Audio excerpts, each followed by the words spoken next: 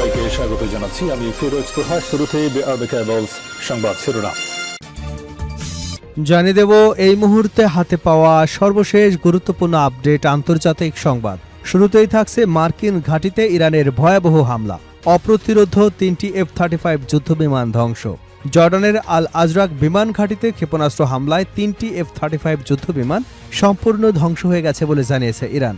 এছাড়াও আরও 3টি যুদ্ধবিমানের ব্যাপক ক্ষয়ক্ষতি হয়েছে বলে দাবি করেছে দেশটি। এবারে জানাবো ইমাম খোমেনি বন্দরের উপর শত্রুপক্ষের ড্রোন ভূপাতিত করল ইরান। ইরানের দক্ষিণ পশ্চিমাঞ্চলীয় কৌশলগত বন্দর নগরী বন্দর ইমাম খোমেনির আকাশে একটি শত্রুপক্ষের ড্রোন গুলি করে নামিয়েছে দেশটির ইসলামী বিপ্লবী গার্ড বাহিনী। বৃহস্পতিবার ভোরের দিকে এ ঘটনা ঘটে বলে তাসনিম নিউজ এজেন্সির বরাতে এক বিবৃতিতে জানানো হয়েছে। জানাবো কমান্ডারদের বিরুদ্ধে ইসরায়েলি সেনাদের বিদ্রোহ। ইসরায়েলি সেনাবাহিনীর গিভাতি ব্রিগেডের তাজবার ব্যাটালিয়নের প্রায় 100 জন সেনা সদস্য তাদের কমান্ডারদের বিরুদ্ধে বিদ্রোহ করেছে। এই সময় তারা তাদের সঙ্গে থাকা অস্ত্র ফেলে রেখে নেগেভ মরুভূমির সাদে তেইমান ঘাঁটি ছেড়ে চলে গেছে। এদিকে গাজায় গণহত্যায় ইসরায়েলকে অস্ত্র দিচ্ছে ভারত। গাজার চলমান গণহত্যায় ইসরায়েলকে অস্ত্র এবং সামরিক সরঞ্জাম সরবরাহ পাঠাচ্ছে ভারত। মানবাধিকার সংস্থা অ্যামনেস্টি ইন্টারন্যাশনালের এক প্রতিবেদনে বলা হয়েছে, এসব অস্ত্র ফিলিস্তিনিদের বিরুদ্ধে ব্যবহার হচ্ছে, তবুও ভারত সরবরাহ বন্ধ করেনি। এবারে থাকছে ইরান যুদ্ধে শত শত বিলিয়ন ডলার ক্ষতির মুখে যুক্তরাষ্ট্র।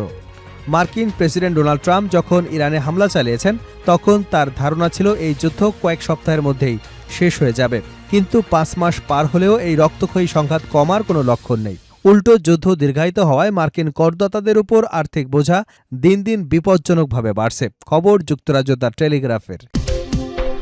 এবং সর্বশেষ জানাবো অমিত শাহকে টেনে হিঁচড়ে বের করবার হুঁশিয়ারি কংগ্রেস প্রধানের।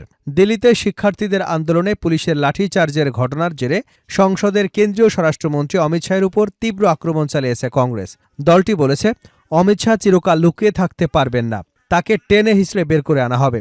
কংগ্রেসের এমন বক্তব্যকে অসংসদীয় আখ্যা দিয়েছে ভারতীয় জনতা পার্টি বিজেপি। খবর হিন্দুস্তান টাইমসের। এতক্ষণ শুনছিলেন সংবাদ শিরোনাম, এবার থাকছে পুরো সংবাদ।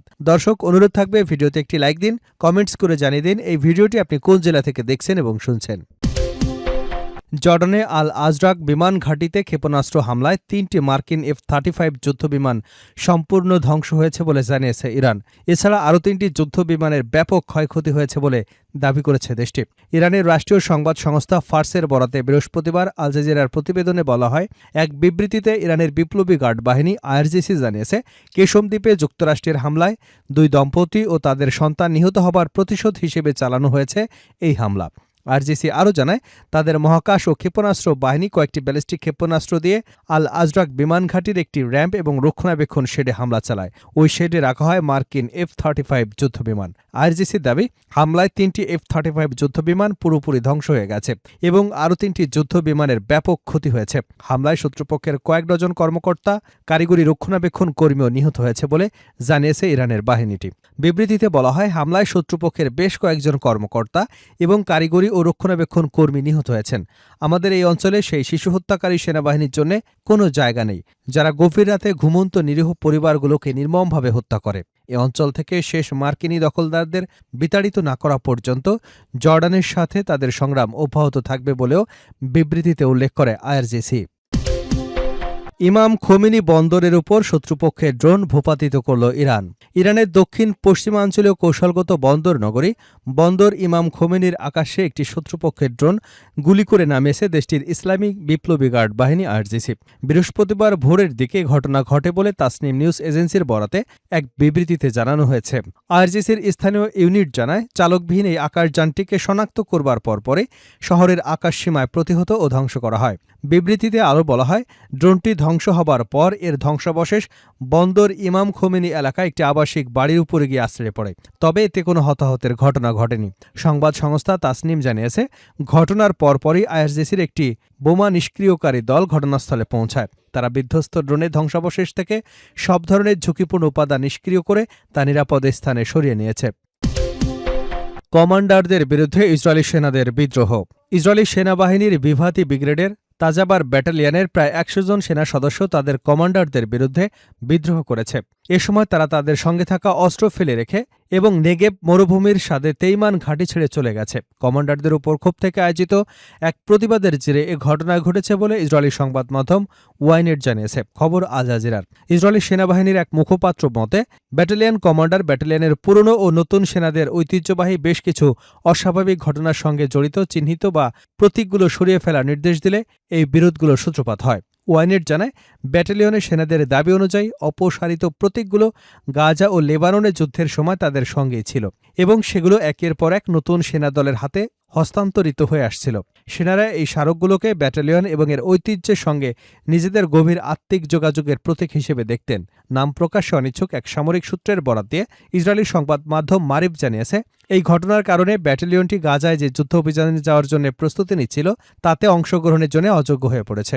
অন্যদিকে ইসরায়েলের হামেম পত্রিকা জানিয়েছে, এই সেনা ও কমান্ডাররা তাদের সামরিক সরঞ্জাম এবং অস্ত্রশস্ত্র ঘাঁটিতে রেখেই কেবল নিজস্ব ব্যক্তিগত ব্যাগ নিয়ে নিজ নিজ বাড়ির উদ্দেশ্যে ঘাঁটি ত্যাগ করেন। গাজার গণহত্যায় ইসরায়েলকে অস্ত্র দিচ্ছে ভারত, অ্যামনেস্টি। গাজায় চলমান গণহত্যায় ইসরায়েলকে অস্ত্র ও সামরিক সরঞ্জাম সরবরাহ পাঠাচ্ছে ভারত। মানবাধিকার সংস্থা অ্যামনেস্টি ইন্টারন্যাশনালের এক প্রতিবেদনে বলা হয়েছে, এসব অস্ত্র ফিলিস্তিনিদের বিরুদ্ধে ব্যবহার হচ্ছে, তবুও ভারত সরবরাহ বন্ধ করেনি। বৃহস্পতিবার প্রকাশিত এক প্রতিবেদনে এ তথ্য জানায় অ্যামনেস্টি ইন্টারন্যাশনাল।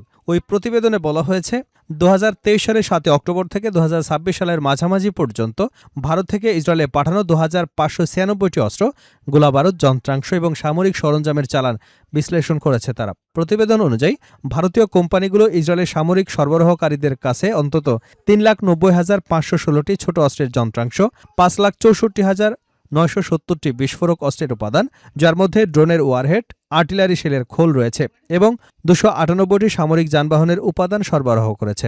অ্যামনেস্টির দাবি, বাণিজ্যিক চালানের তথ্য বিশ্লেষণ করে তারা নিশ্চিত হয়েছে যে এসব পণ্য ইসরায়েলের বিভিন্ন প্রতিরক্ষা প্রতিষ্ঠানে পৌঁছেছে, যেগুলো পরে দেশটির সেনাবাহিনীর কাছে সরবরাহ করা হয়, যা দিয়ে চালানো হয় গাজায় গণহত্যা।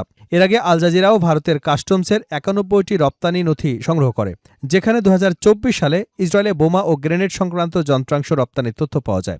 এসব চালানের ক্রেতাদের মধ্যে ছিল ইসরায়েলের প্রতিরক্ষা প্রতিষ্ঠান Rafael advance system, IMI systems limited এবং MCT ম্যাটেরিয়ালস। অ্যামনেস্টি ইন্টারন্যাশনালের মহাসচিব অ্যাগনেস ক্যালাম্ট বলেন, গাজায় কি ঘটেছে তা বিশ্ব প্রতিদিন দেখছে, তারপরও ভারত ইসরায়েলের সামরিক এবং প্রতিরক্ষা খাতকে সমর্থন দিয়ে যাচ্ছে। তিনি আরও অভিযোগ করেন, ভারত শুধু অস্ত্র রপ্তানি নিয়ন্ত্রণেই ব্যর্থ নয়, বরং ইসরায়েলের সঙ্গে প্রতিরক্ষা সহযোগিতা আরও গভীর করেছে। 2024 সালে আন্তর্জাতিক বিচার আদালত গাজায় সম্ভাব্য গণহত্যা ঠেকাতে ইসরায়েলকে ব্যবস্থা নেওয়ার অন্তর্বর্তী আদেশ দেয়। এরপর থেকে জাতিসংঘের একাধিক স্বাধীন বিশেষজ্ঞ এবং বিভিন্ন মানবাধিকার সংস্থা গাজায় ইসরায়েলের কর্মকাণ্ডকে গণহত্যা হিসেবে অভিহিত করেছে।